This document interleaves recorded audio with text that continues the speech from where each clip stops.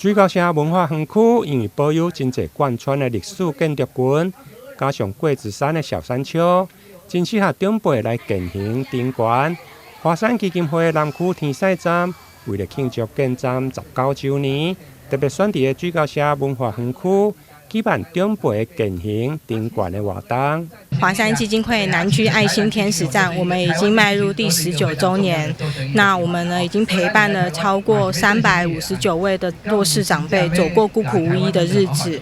那特别选在今天呢，台南市南区的水交社文化园区呢，我们举办了迎灵向上，然后登爬桂子山，然后我们要带着长辈来进行做健行的活动。那这场活动呢，对长辈来的意义而言，其实不只是可以突破身体上的生理的局限，还有更重要的是心灵的部分，心灵的支持，可以让阿公阿嬷有更多的对于生活困境然后突破，然后还有互相陪伴的部分。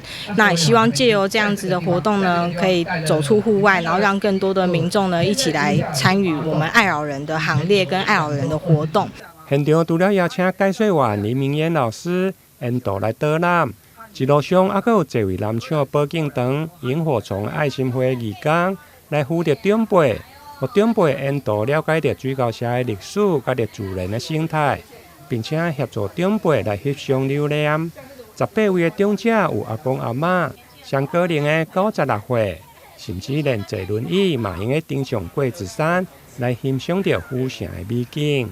谢谢华山基金会办的今天这个活动，非常有意义呀，而且对健康有帮助，皆大喜欢，皆大欢喜。这正常啊，对。这样这足过历史啊，对啦。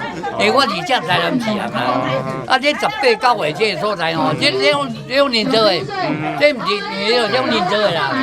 我做囡仔18拢伫遮啦，这无人去食到，来水高社吼。今仔出来佚佗，心情安那？心情袂歹。桂子山悬29.5公尺，是市区真少有保存的自然的山丘。伫个长辈登上山顶的时，市府社会局旗下秘书林建南嘛一一来颁奖登顶的纪念牌。到场出席的还有南区公所的主任秘书林正雄，以及侪位的立委甲着议员服务处的代表，嘛拢到场参与这项有意义的活动。台南新闻林根采访报道。